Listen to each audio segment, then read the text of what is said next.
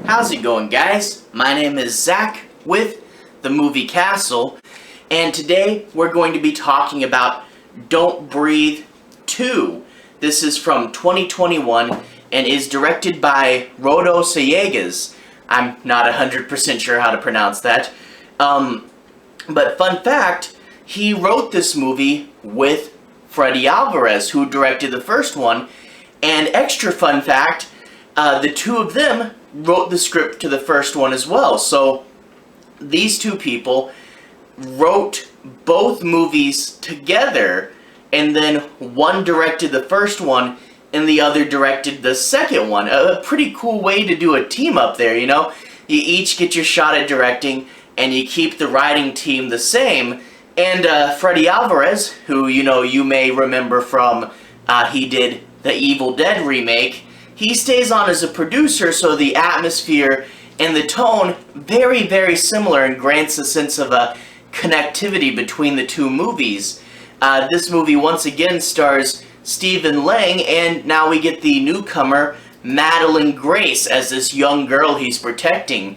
And the first one, a concept-driven horror classic, one of the better movies of the past decade, and a lot of people really did like it, and it was really cool, and we were waiting anxiously for the sequel, trying to figure out what they would do with it, and they took it in a different direction than a lot of people thought they would. But overall, I have to say, it's almost as good as the first one. It's pretty cool, and it adds in some new elements, It plays around with the concept of morality, like the first one did, where there aren't really any clear good guys or bad guys, but it shakes up the dynamics in a new arrangement for this one, which we'll get to more on in a bit. On top of that, this is less concept-driven and more action-driven, which also shakes things up, but you get to see some pretty cool elements here, and you still get that atmosphere, and you still get Stephen Lang being a crazy, really tough and hard to kill ex-military guy there, and it's overall really fun. It strikes that weird balance that is really hard for a sequel to do, where it keeps enough from the first one, enough of those interesting elements, but changes it up, because you change it up too much and you don't retain the original audience. You don't change it up enough, and why even bother? But here you get enough of the first one with enough new ideas, and it really is pretty fun. That being said, how about we go ahead and talk a bit about the plot? I'm not going to be doing any major spoilers, but I do want to say my piece on a few plot points and make sure you guys have a basic understanding as to what the movie's about.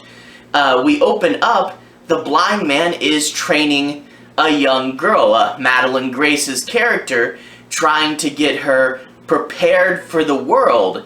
He says that her mother died in a fire 8 years ago, and he wants to keep his only daughter safe.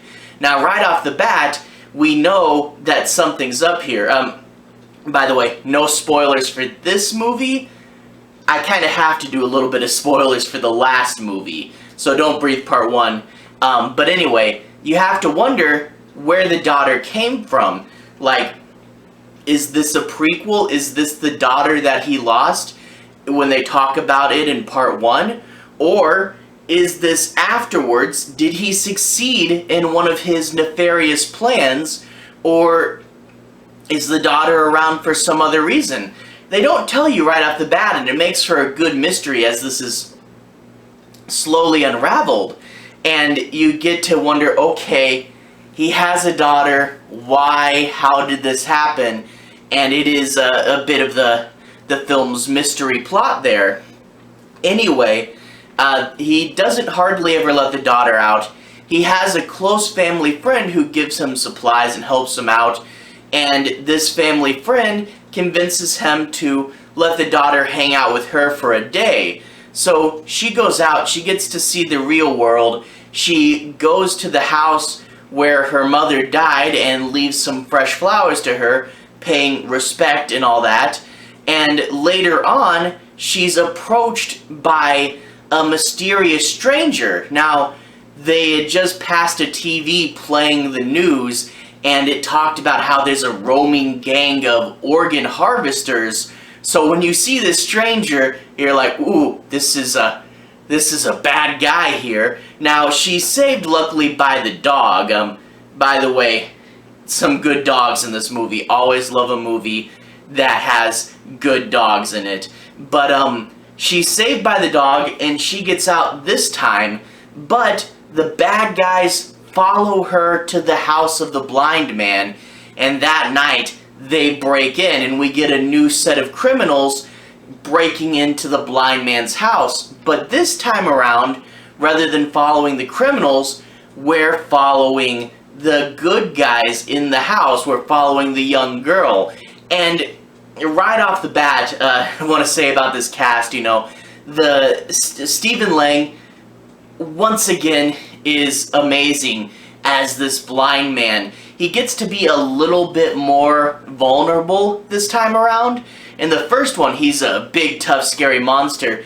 Here, he's going face to face with several really hardened criminals, and because it's your point of view character, he gets to be, beat up on a little more. But even though they changed that, they still make him really tough, and he's not a pushover. You get to see him having to fight a bigger challenge, but he is still very, very tough. And then you get the newcomer, Madelyn Grace, who really feels like a younger version of the girl from You're Next. She's been trained for this, and in turn, very, very prepared. And even though she's just a little girl, she's able to survive a lot better than most dumb teenagers in a horror movie.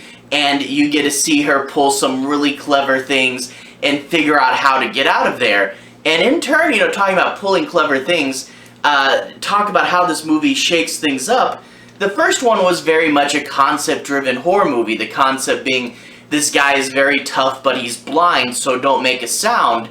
Now, that's in a way still there in how Stephen Lang acts and how he fights, and you do get to see some moments of that.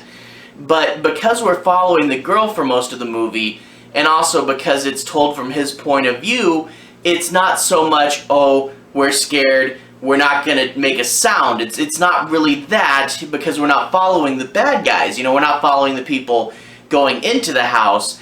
And, half of our protagonists are sighted characters, so that's not as big a concept. But here it's much more, where do we run and where do we hide in this house? And they really get to explore the whole house, go through the big, really big basement parts, and there's even like a greenhouse on the side, running around inside, outside, and up the walls even, and it really is crazy. How do we move our pieces around this house to, win? And it is really, really fun and cool in that regard. So it's not the exact same concept of just don't make a sound, and it's more, how do you think and how do you get out of the situation? And in turn, it is more action-based. There's some really cool action set pieces and some cool fighting. But the other big thing that they changed up this time around is morality. The series really likes to play with morality, and you don't have traditional good guys or bad guys. In the first movie, you followed criminals breaking into a house. They're your protagonist, but they're essentially the bad guys. And Stephen Lang at first seems like a good guy, then he seems like a really tough good guy, even though he's the antagonist.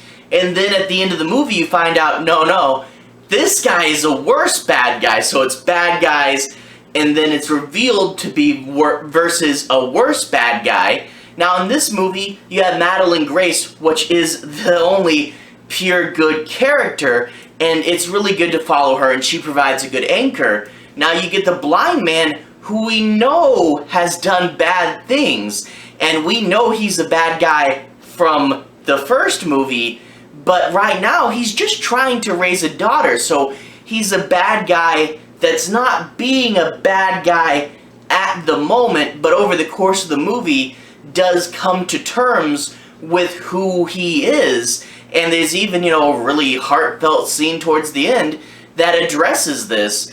But then you get the bad guys that are breaking in, and at first these seem like really tough bad guy gangsters, but then there's a few revelations about them that change how you think about them a couple different times. So you do get the shifting morals, you know, good girl, bad guy who's not being bad, versus really bad guys who are gonna have twists and secrets and change the way you think about them over the course of the movie, which is again a really much more interesting concept than traditional good guy versus bad guy movies. And I really did like that, and I like how it keeps the same concept of non-traditional morality, but changes it so it's not the exact same formula, which I really did like.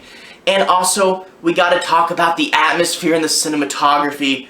Really, really good, top-notch. Even though Fede Alvarez isn't directing, you see his style and influence here. They didn't just change the whole thing from the first movie. Really good, really dark and grungy, yet a few times they allow it to play with some cool red or blue light, you know? Really good visuals. I really do like how this movie looks.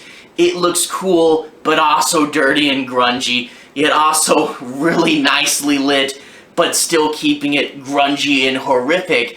And it really does let the sets shine, and the sets are all run down and worn down too, and it really helps establish this world, a world where a guy in his house can just have this crazy battle going on and no one cares, because it's such a run-down atmosphere. And really major props to the cinematography and the set team on this one. Really gotta love it. Overall, I definitely recommend this movie. If you're a fan of the first, definitely check it out. But yeah, this is, if you like grungy movies, horror movies with a little bit more of an action base, this was really, really fun, and I definitely recommend it. A worthy follow-up, almost as good as the original, and for the right crowd, I can definitely see a lot of people liking this better than the original. Overall, really, really fun, and I definitely recommend it. To everyone who's watched so far, thank you for watching. To everyone who's liked and subscribed, thank you. You really are helping the channel out. I'll leave a relevant playlist on the bottom. If you want to see more, you can click there and see more. Anyway, have a good day. I'll see you guys again very, very soon.